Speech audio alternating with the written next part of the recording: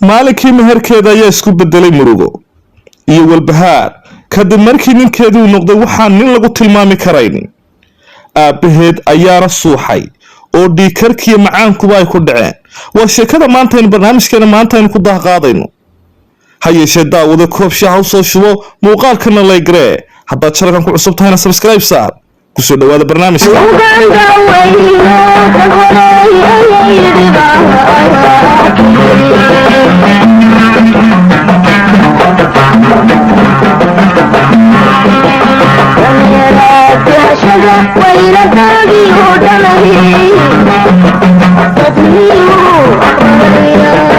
habboon waxay ku noolayd magaalada muqdisho caasimadda Soomaaliya.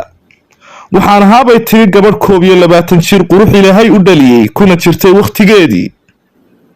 waxaan ahaabay tiri gabadh aad u shukaansi badan oo ku halaagan dhinaca shukaansiga. sanadihii 2010 ilaa 2009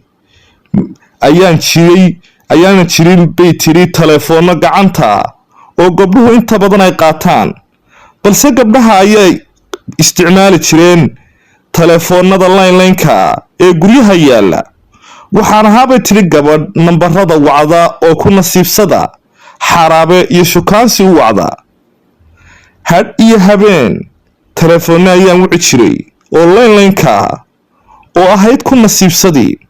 maalin maalmaha ka mid a ayaanu iska baranay line-ka wiil ganacsada oo ku nool magaalada muqdisho. waxa uu haystaa bakhaaro iyo dukaamo iyo carwooyin uu ku leeyahay suuqa bakaaraha. wiilkani waa wiil xaas. wiilkaasi ayaanu is aragnay tiraba dhowr jeer. wiilkaasi waa wiil aan isku qabiilnahay. waxa uu ii qaaday bay tiri jacayl xad dhaafa. waxa uu aad u danaynayay bay tiri noloshayda, balse wiilkan anigu maan jeclayn. waan iskala hadhadli jiray uun.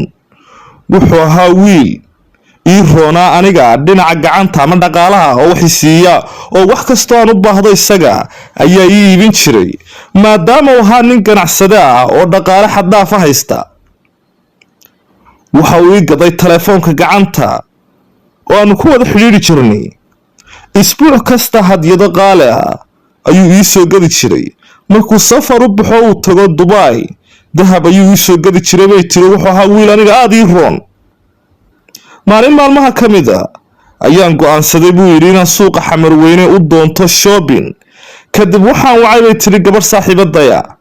waxaan ku yidhi saaxiibay, waxaan u socdaa magaalada, gaar ahaan suuqa Xamarweyne ee fadlan raac oo iigu heliyeel.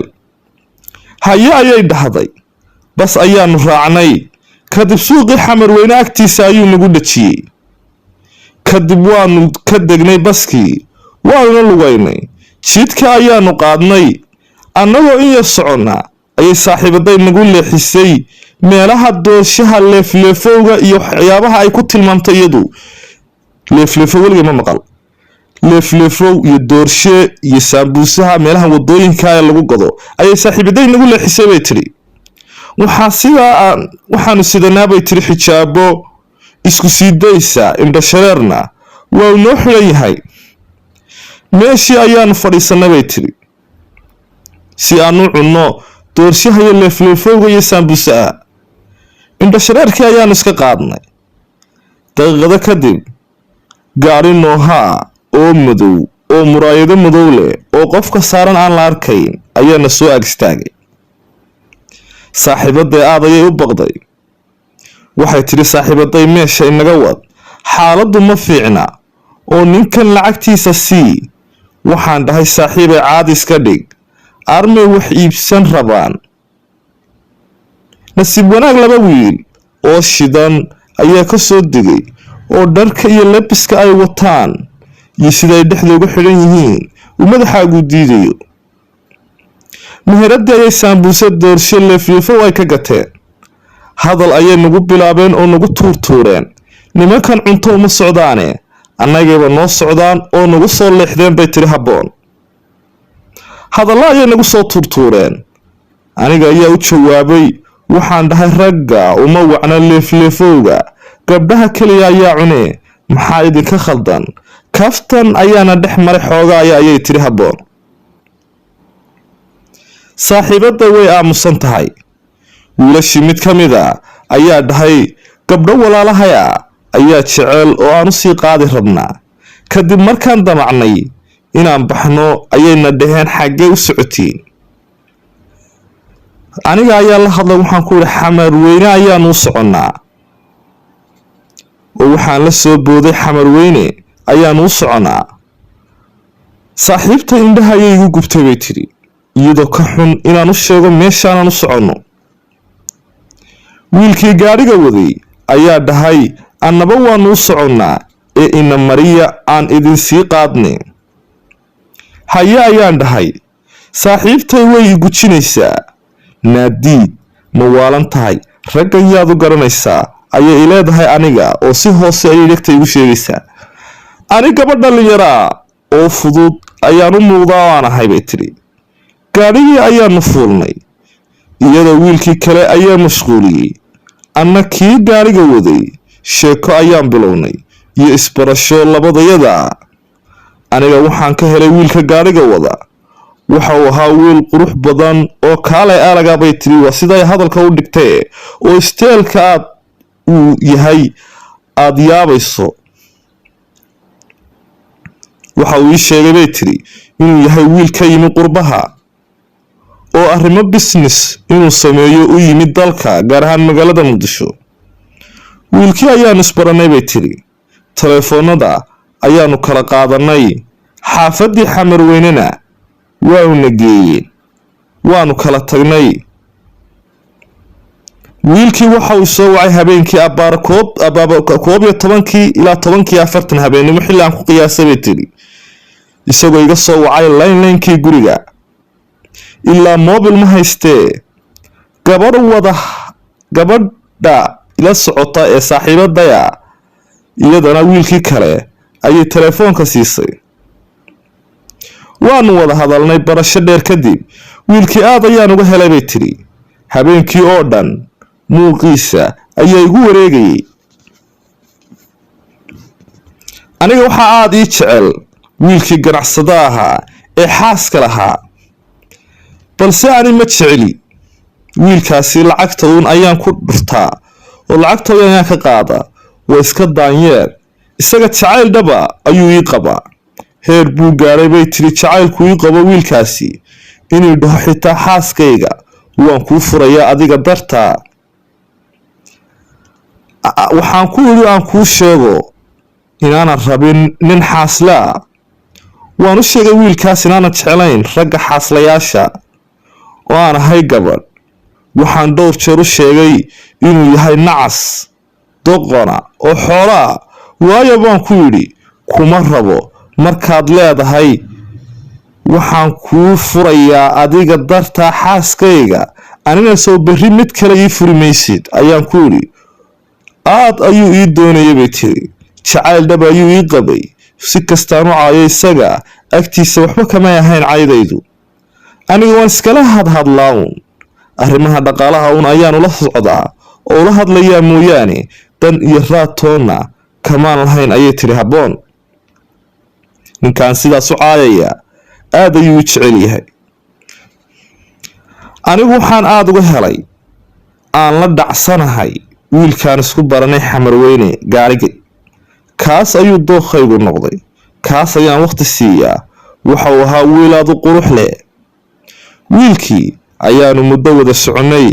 waxauu maalin maalmaha ka mid a ii soo bandhigay inaan isguursanno. waa si fiican ayaan dhahay. waxa uu dhahay waan baxayaa, waxaan aadayaa South Africa oo meherado aan ku leeyahay. waxaan rabaa inaan ku mehersado, weliba meher hoose oo ah qudbasire sidaad u taqaano adigu. waan diiday bay tidhi. waxaan dhahay ma rabo ee caadi ii meherso. markaad soo noqoto amaad soo laabato waan ku sugayaa. run ahaantii waa uga diiday bay tidhi. wuxuuna yidhi waxaad tahay gabadh aad u qurux badan, ragna ballan baa xidha, dumarna meher. marka waan ku mehersanayaa meher hoose oo qudbasira ayaan kugu mehersanayaa. waan diiday bay tidhi. waxaan dhahay waan ku sugi ee markaad soo noqoto ayaan ku sugayaa. haye ayuu dhahay, isbuucan ayaan baxayaa, markaan tago ayaan reerkiina kaa soo doonan, qorshahaaga guurka iyo reer iyo qoys iyo sidii aan qoys u yegleeli lahayn ayaan falageeda aan gelayaa. aad ayaan u farxay ayay tiri Habboon, waayo wiilkii aadka u jeclaa ee aan ka helay ayaan guursanayaa bay tiri. wuu baxay bay tiri siduu ii sheegay. bil iyo badh ilama soo hadal. maalinkuu dhahay waan baxayaa ayaa iigu dambaysay meel uu jaan iyo cidhib dhigay. aniga werwer ayaa i daashaday bay tiri. talo maxaa helay? ma diyaaradii baa la dhacday? ani fakar ayaa qaaday bay tiri. saaxiibtii ayaan weydiiyey, saaxiibay ninkii ma hayo, ma kula soo hadlay? waayo saaxiibkiis ii wac baan ku weydii. saaxiibaday waxay sheegtay in wiilkii aanay habeenkii uun telefoonka kala qaateen mooyaane aanay ka dambo aanay la hadlin oo aanay ka helin. waxaa yidhi saaxiibey maxaan sameeyaa? bil iyo badh ayaan fakerayay bay tiri, oo aanu ila soo hadlin, oo meelu jaan iyo cidhib dhigaba aanan garanayn. waxaa igu dambaysay maalinkuu yidhi berri ayaan baxayaa. wiilkii ganacsada ahaa ee ii roonaa aad ayuu ii doonayaa, aad ayuu ii danaynayaa. xidhiidhkaygii ayaa cidhiidhi ku noqday. maalin maalmaha ka mid a ayuu soo wacay wiilkii ganacsada ahaa. wuxuu dhahay, Habbooney, waxaan ahay wiil si dhab ah kuu jecel. waxaan rabaa inaan aabbaha kaa doonto. ka waran? xitaa haddii aad i diiddo, aabbaha waan aadayaa, waana kaa doonanayaa. sidaasi ayuu igu hanjabay. waan diiday maalinkaas. runta ayaana u sheegay. waxaan dhahay niyow kuma rabo. wiil ayaan jeclahay, isna guursanaynaa. waxaan kuu sheegayaa inaanan doonin inaan wakhtiga kaa lumiyo oo aan been kuu sheego. fadlan iga dhammow. waana ku jaray telefoonkii line-line-ka ah. wuu ii dhaartay inuu jecel yahay wax walba. waxa uu xitaa igu hanjabay inuu aabbahay uu iga doonan doono. waan baqay bay tiri, waayo Soomaaliya markaad joogto aabbaha ma diidi kartid nin kastuu kuu keeno. isbuucyo kadib ayaa waxaa dhacday bay tiri in wiil aan ilma adeer labaad aanu nahay oo ku nool waddankaasi Mareykanka oo ah truck driver aabbahay uu iga soo doontay. aabbahay ayaa ila wadaagay oo ii yeeray. wuxuu dhahay, aabe, waxaad joogtaa wakhtigii guurka. waxaan kuu hayaa wiil iga kaa soo doontay oo aan adeer u ahay oo mustaqbalkaaga dhisaya oo ku nool waddankaasi Mareykanka oo ah truck driver. wiilkaasi ayaan kugu darayaa ee la soco. waan xanaaqay bay tiri Habboon. waxaan ku yidhi, aabe, anigu ma rabo wiilkaas. wiil ayaan jeclahay, wuunay soo doonaa maalin dhow. oo hadda waddankaasi South Africa ayuu arrimo ganacsi u aaday. waa wiil kaalay araga. wiilkaas ayaan rabaa. wiilkaas igu dar ee ma doonayo ninkanaad adigu wadato. aabbahay maaha bay tiri dadka khasbaa caruurtooda ama gabdhahooda.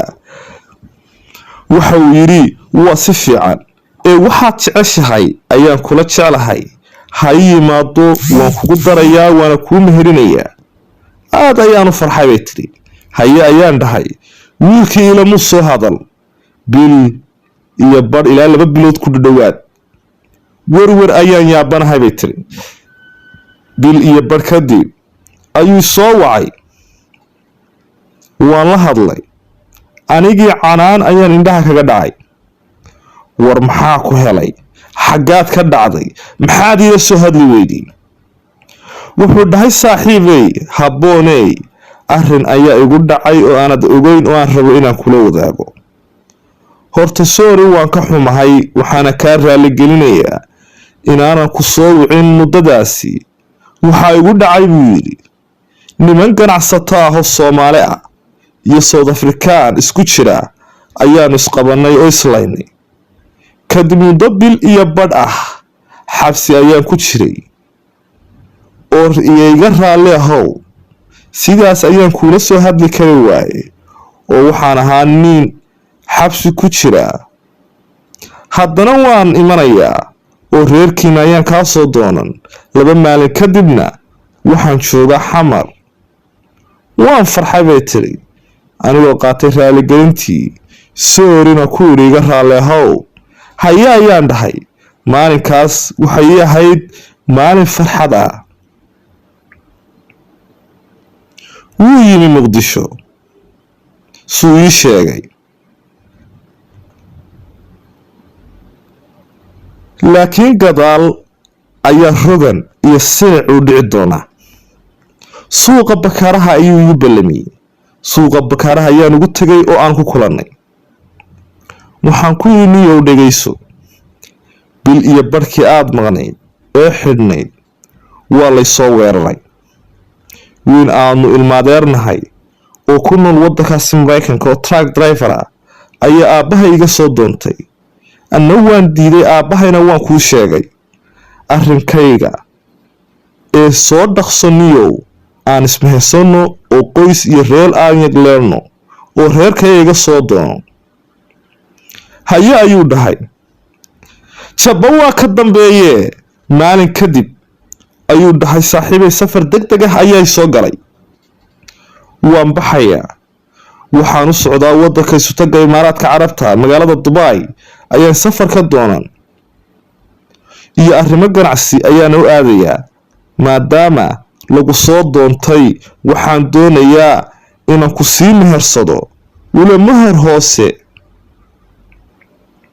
waan diiday, gaashaanka ayaan u daruuray. waan ku sugayaa baan dhahay ee ka soo laabo Dubai. meeqa ayaad maqnaanaysaa? bil ayaan maqnaanayaa. dhib male, waan ku sugayaa. haddana 2 maalin kadib ayuu soo wacay. Dubai ayaan joogaa, maxaan kuu keenaa shopping? waan diiday bay tiri. waxaan dhahay waxba uma baahni, aan naftaada ahayn ee ii imow oo reerkayga soo doono, aan qoys iyo reer yagleelnay. haye ayuu dhahay. waxay tiri wiilkan wax kastuu dhaho aan kuu sameeyo waan diidaa, waayo waan jeclahay, ma rabo inaan dhibo. balse kii kale ee ganacsada ahaa ee xaaska leh ayaan wacdaa oo la hadla oo wax walba aan dhaho isii isna isiiyo oo aan hadalba iga gelin. hore ayuu iga soo diraa wax walba.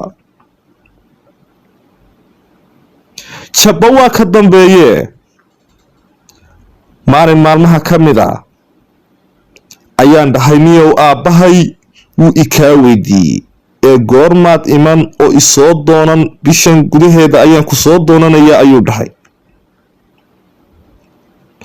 ninkan biisi ayuu iskaga kay dhigaa, nin mashquul badan oo biisi ah oo shaqooyin ka bateen ayuu iskaga kay dhigaa bay tiri inuu yahay, wuuna ii muujiyaa.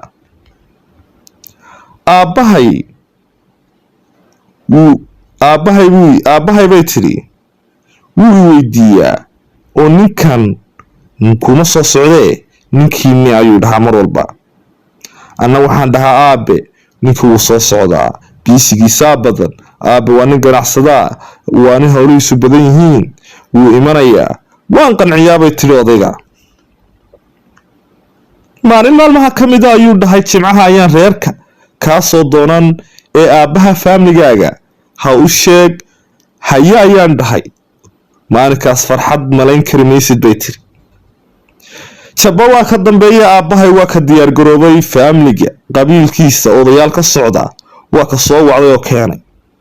waa ka loo sii diyaar garoobay meherkaygii. wiilkii aan islahayn ciddiisa iyo odayaashiisa iyo reerkiisa iyo faamligiisii oo dhan ayuu soo wadanayaa. wuxuu soo watay bay tiri 3 nin oo dhalinyaro ah. hal nin uunbaa xoogaa aad moodaa inuu weyn yahay oo da-da 40 ku jiro. gurigii ayay yimaadeen. bacmadow ayay xoogaa lacag Soomaali aansi 2 milyan ayaa ku jira, wax ka badnayn $200. jabba waa ka dambeeyee wiil aanu ilmaabtinahay oo eedaday ay dhashay ayaa isha ku dhuftay. wiil aan ilmaabtinahay abtigeeda dhalay, abtigeed ayaa arkay oo isha ku dhuftay.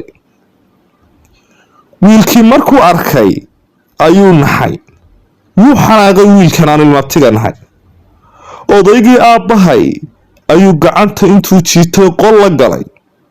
abti isagoo qaylinaya oo naxsan. odayga ayaa dhahay, war maxaa ku helay abti gabadha miyaad nacday? miyay ku dhibtay gabadha nolosheedu? ninkan aad gabadha siinaysaa ma taqaan? aqoon ma u leedahay abti? habboon oo hadalkeeda sii wadata ayaa tiri, odayaasha waa taqaan. wuxuu dhahay, maxaad aragtay? wax noo sheeg, maxaa jira? yarku miyuu waashay? abti wiilkan buu yidhi, waa wiil ciyaal isbaaraa, ka ganacsada dragska, gaangis ah, dhowr nin dilay. 2 bil ka hor 2 nin ayuu nafta dhaafiyey oo xabsi u galay. abti gabadha ninkan miyaad siinaysaa? odaykii waa ka naxdin dhidid waaweyn u ka soo daatay. waa ku hooyaday wacay iyo aniga. waa ka dhahay, nayaae ninkan aad tidhi ha lay siiyo muxuu ahaa? ani warmoog ayaan ahay.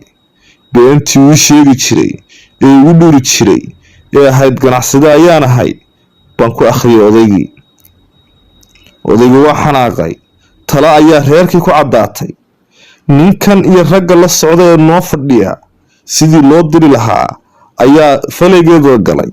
reerkii talo ayaa ku caddaatay. inaabtigay bay tiri habboon, waa nin balwad leh, wuxuu iska soo jaray. aniga ayaa saaraya oo eriyaya ii daaya.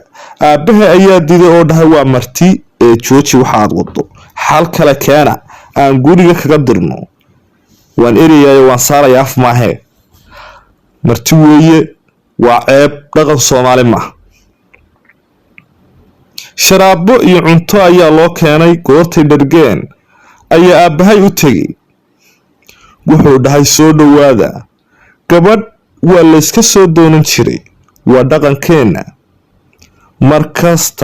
marka waxaan rabaa inaan idiin sheego, gabadha abtiyaasheed ayaa sugaynaa oo dhahay na suga ilaa intaanu imanayno. marka abtiyaasheed baynu sugaynaa. waa ka mid ka mida bay tiri, oo raggan 3 la socda isaga soo booday oo dhahay, haddaba gabadhana sii siiya oo gabadh noo doonan ha noo noqoto. meherka waa isu iman oo waxaanu sugaynaa abtiyaasheed.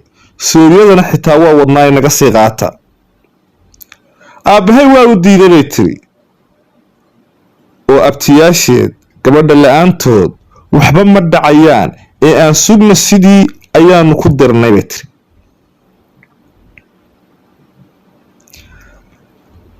waa ka naga tegey. way tageen wayna baxeen. si wanaagsanna waa loo sii macsalaamiyey. ninkii aan rabay inaan isguursanno waa ka xanaaqay, waa ka hadli waayey, waa ka cadho iyo ciilka ka muuqda wejigiisa aanaad eegi karayn. jabba waa ka dambeeyee. wiilkii waxa uu raadiyey si kastuu i helayay. aabbahay dhiikarka ayaa maalinka ku kacay. dhakhtarka ayaa loola cararay. waa uu ka soo baxay. xaaladiisa caafimaadna waa soo roonaatay. wiilkii waxa uu dhahay, gabadha ma daynayo. ama aniga ayaa godka gelaya, ama iyada ayaa godka gelaysaa, ama godka ayaanu wada gelaynaa. weligay gabadh layma diidin. waxay tidhi, saaxiibaday ayaa xaafadaha kula wareegtay. gabadhii waa la soo doonay oo waa la diiday oo waa laga noqday guurkeedii. oo nin khamriyo caba, oo gaangisa, oo daraagosta ah, oo qaatila, oo rag dilay ayaa soo doonay. magaaladii ayay xaafadii ayay uga warantay bay tiri, gabadhi saaxiib male. aniga guriga ayaan ku xidhna. waayo bay tiri, waardiye ayaa iga hayaan reerkayagu. saaxiibada ayaan u tegay maalin anigoo dhuumanaya. saaxiibada ayaa indhaha kaga dhacay. waxaan ku yidhi, saaxiib ma nahtid. saaxiibtayna inaad sida tahay ma aan ku moodayn. wixii igu dhacay rafaadkii ayaad magaalada uga warantay. aniga magaaladii ceeb waan mari kari laahay. oo nin qaatila ayaan shukaansaday oo gaangisa halkaad ii ceeb qarin lahayd adigoo ah saaxiibaday ayaad magaalada aad kula wareegtay saaxiibay waxaan kuu sheegayaa in maanta laga bilaabo inaan is aqoon sidaana saaxiibtinimada ay ku dhimatay ee caleeha inagu kala wad sidii ayaan kaga soo tegay bay tiri saaxiibaday oo aan ku kala go'nay waxaa dhacday bay tiri aabbahay telefoonkii waa uga qaaday uu wiilkii ganacsada ahaa ee hore uu ii gaday guriga ayuu igu xidhay wuxuu dhahay si degdega ayaan wiilkii aan adeerka u ahaa ee Maraykanka ku noolaa ee truck driverka ahaa aan kugu daraya waan iska aamusay bay tiri ilaa hadal malihii sidii iyadoo baa waxaa dhacday bay tiri maalin maalmaha ka mid ah ayaa xaafadana ku soo garaacay gabadh yar ayaa nagu soo garaacday waxay tiri habboon meeday anigoo gudaha fadhiya ayaa la yeedhay waxaana ii yeedhay gabadh yar oo walaashay ugu tiri gabadh yar ayaa banaanka u taagan oo ku doonaysay soo bax waan soo baxay waxay ugu tiri wiil ayaa halka kugu sugaya ee kaalay waa wiilkee waa kuma waan soo baxay bixidaan soo baxay ayaan isha qac ku siiyey waa ku yidhi habboonay waa aniga hanixin ee kaalay waxaan rabaa inaan kula hadlee waan jaraynayaa bay tiri waana gariirayaa maxaad rabtaa baan ku idhi niyow noloshaadii oo dhan been ayaad igu maaweelinaysay noloshaadii ayaad been iga sheegtay maxaad iigu sheegi weyday waxaan aad iga qarinaysay wuxuu dhahay dhegayso yarey labadeenna ama way isla dhimanaynaa maanta ama aniga ayaa dhimanaya ama adiga ayaa dhimanaya waan baqabay tiri naxdin gariirkii jarayntii ayaan sii badiyey meeshii aan la taagnahay waa meel luuqluuqa oo wada mareena arma ku dilaa waan baqayaa kelmado ma dhihi karo waxaan ku niyo beena waasayaa tahay noloshaada ayaad been iga sheegtay xitaa haddaad ii sheegi lahayd waan kugu geli lahaa maxaad been igu sheegtay sidee qof beena waasa aan nolol uga wadaagayaa waxaan ahay qof nasiib badan niyow inagu kala wad waa ka yidhi maya haddoo aad raacdo oo aan kusoo mehersado mooye inaan ku dilo anna aan isdilo mooye si kale male hadalkii ayaa igu xilmay bay tiri waan baqayaa waan gariirayaa arma ku dilaa ilaa ninka laba nin horuu soo dilay dilku waxba lama aha waa gaangistaraagista anigoo baqsan oo naxsan ayaa waxaa soo maray laba wiil iyo maamo iyo gabadh iyo cunug yar wadada gabadhii ayaan ku orday waxaan kaalay inaan kula hadlo ayaan doonayaa waa iga soo daba dhaqaaqay iga soo dhaqaaqay aan sidhi tolo maxabad buu kugu soo ridayaa ma dhabarku kaaga dhufanayaa waa ka wuxuu mooday dad ehelkayga oo qaraabadayda waa ka dib u laabtay oo tegay maalinkaas naxdin iyo baqdin guriga kama aanan soo bixi jirin walaalkay ayaan u sheegay arrinkii waan ku yidhi ninkii ayaa ii hanjabay oo yidhi haddii aanan ku guursan waan ku dilayaa oo ciidda ayaan ku hoos marinayaa aabbahay waxa uu go'aansaday inuu guud ahaanba magaalada muqdisho iga saaro waxa uu iibiyey layn talyaaniga oo weliba qiimo waali ah oo dhabal looga gaday nairobi ayaan tegay muddo ayaan joogay dhowr bilood ilaa 10 bilood kadib waxaan aaday bay tiri waddankaasi talyaaniga oo nin ayaa xaasnimo layga iibiyey talyaaniga ayaan tegay bay tiri anigoo talyaaniga iskaga nool oo farihii layga qaaday oo sharcigii talyaanigana haysta weliba sharcigii yaraa ayaan waxaan isbaranay wiil ku nool waddankaasi Norway wiilkaasi ayaanu sheeko wadaag noqonay wiilkaasi ayaa kaxeeyay waxa uu geeyay waddankaasi Norway halkaasi ayaan degay jabba waa ka dambeeyay wiilkii anigoo halkaas la socdo oo la sheekaysta oo sheeko fiican noo socoto wiilka Norway keenay oo uu doonayo inuu kaxeeyo oo dalkii uu geeyo oo weliba reerkayga doonto, maadaama Norway dhinaca sharciga uu qoran yahay inuu yahay ninkaygii. ayaa waxaa maalin maalmaha ka mid a goor abbaara 7 fiidnimo waxay soo wacay wiilkii ganacsada ahaa ee bilowgii aan isku baranay Muqdisho ee ii roonaa ee dhaqaalaha igu roonaa balse aan lacagta ka guran jiray ee xaaska lahaa.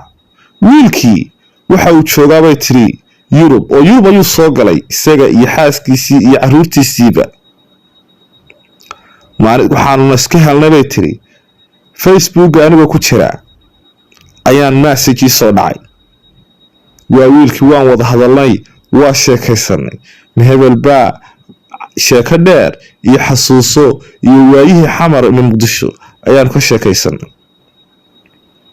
wuxuu dhahay jacaylku ma dhammaado inuu duugoobo mooyaane, habboonay sidii ayaan kuu jeclahay. ilaa iyo hadda maskaxdayda iyo maankayga kamaad bixin. xitaa haddii aad 10 soo dhasho waxaan doonayaa inaad noqoto xaaskayga mustaqbalka. habboonay la'aantaa noolaan maayo, waan ku doonayaa. waxaan ku yidhi warniyahow xaaskaagay meeday? waan qabaa buu yidhi, oo hadda waxay igula nooshahay Jarmalka oo waan keenay oo anigu waan soo taariibay. waxaan ku yidhi niyow jacaylkii xaaskaaga miyaad u qabin? waxa uu yidhi jacaylka aan adiga kuu qabo ayaa ka weyn jacaylkaan xaaskayga u qabo. waxa uu dhahay waxaan doonayaa inaan reerkaaga kaa doonto ee fadlan aan isguursano. waxay tidhi wiilkii kalena waxa uu doonayaa inaan isagana aan isguursano. wiilkan kale waa wiil dhalinyaro ah oo weli muusan muujin jacaylka uu qabo. wiilkaasi kama aanan arag wiilka Norway keenay ee Talyaaniga iga keenay. waa nin dhalinyaro ah, balse ninkaasi ganacsada ahaa ee aan xamar isku naqaanay ee xaas kale waan ogahay oo si dhaba ayuu ii jecel yahay bay tiri. wax kasta oo noloshiisa ka midana igama uusan qariyo. wax kastoo ku dhaco waa uu sheegaa, wax kastoo damacsan yahay waa uu sheegaa. ilaa hadda ayuu ii sheegaa, waanu wada xidhiidhnaa. kaliya waxaa ninka aan kaga tegay inaan isaga aanan jeclayn iyo inuu xaas leeyahay, balse sida kale waa nin raga. wiilka Norway la jooga wiil qurux badan oo dhalinyaro Talyaaniga inaga soo kaxeeyay oo Norway i keenay oo aan sharciga ku qaatay. ma ka tagi karo. wiilkaasina si dhab ayuu jecel yahay. lacaga waali ah oo $10,000 waan ka qabaabay tiri. wiilkaasi ma sii dayn karo oo hadda ayaan ogaaday inuu dhab jecel yahay. waxaan doonayaa bay tiri daawadayaasha iyo bulshada kugu xidhan in tala lay siiyo labadan wiil kii aan u go'i lahaa. ma kan i keenay Norway ee Talyaaniga iga soo kaxeeyay bilaa shaqada ahaa ee noloshayda dhisay, mise wiilkaasi sida dhabta ay jecel ee ilaa xamar ii roonaa ayaan guursadaa bay tiri. fadlan taray siiya. waa laba daran mid dooro, mid aan ka tagi karaana ma jirto. haddaba daawada gabadhan tala sii sida ay kula tahay. ama waxaan kula talinaysay wiilkaa jecel inay guursato. wiilkanna si kasta ugu abaalgudi karto ay ugu abaalgudto oo ay taatankii maadaama keentay Norway. siyaabo badan ay u abaalgudi karto ayaa jira, balse dhibta jirtaa waxay tahay wiilkan ballan ay la gashay Norway jooga. wiilkaasi kalena laakiin wax ballan ay ma qaadin, balse iyada ayaa aad u danaynaysa. waayo waa wiil aad ugu naxariis badan iyada oo ugu naxariis badan ka Norway jooga. bal daawada adigu tala sii ra'yigaaga. tala gabar walaashaa siin lahayd, gabaray sii ama wiilo sii. fadlan qaybta commentiga ugu reeb. muuqaalkana lay garee.